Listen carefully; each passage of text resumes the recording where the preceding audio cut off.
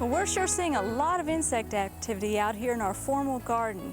And the reason for that is that we've planted things specifically to attract butterflies, skippers, and moths. First of all, look at this Weedilla.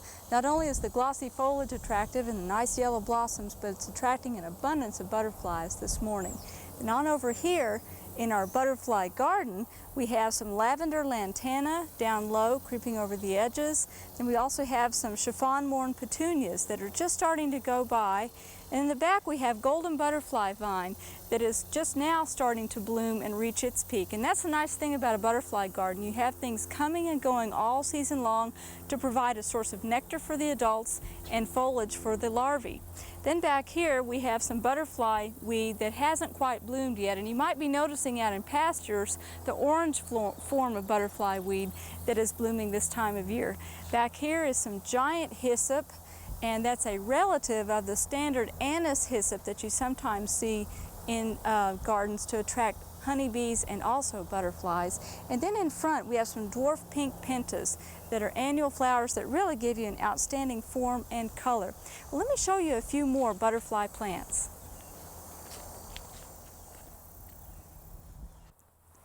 Another annual you can plant to attract the adults for nectar feeding is the heliotrope. Deep, deep blue flowers and a nice fragrance. They don't get really huge in Oklahoma, maybe up to 2 feet at the most, but they are a nice deep blue color and they will attract certain butterflies.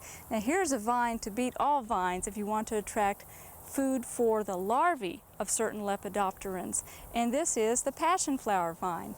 Now this wild looking thing is actually from a pretty big family. There are over 400 species of these. Most of them are native to Central and South America.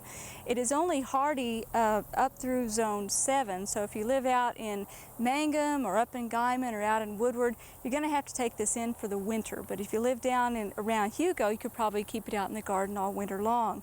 Now this has a very delightful scent, but again it's mostly grown as food for the larvae of the different lepidopterans, similar to, say, dill in the herb garden. Even though we sometimes don't like the swallowtail larvae that are on there feeding on the foliage, keep in mind that if you leave a few in place, they'll soon be the lovely butterflies that we enjoy in the garden. Now if you want to do some landscape planning for keeping butterflies or attracting butterflies, moths, and skippers to your garden, boy, do we have a great new fact sheet.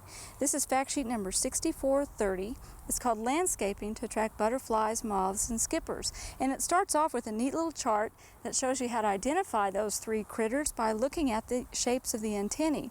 Then it goes into the different characteristics of the butterflies and moths and emphasizes that they're an important part of our food chain for different reptiles, amphibians, and songbirds.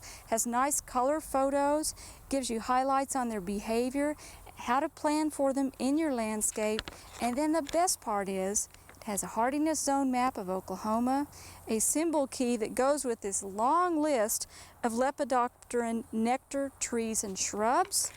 Then it covers annuals to attract the adults. It goes into biennials and perennials, and then it adds on a list of things that are attractive to larvae. Now, if you're a vegetable gardener, you already have things that attract larvae, such as beans, tomatoes, and cole crops. But if you want some sources of some more unusual things, the back of this fact sheet gives a list of native plant suppliers that you can send off for, including some of the things that we focused on today. So stop by your county extension office, do some planning this fall for your landscape, and ask for fact sheet number 6430.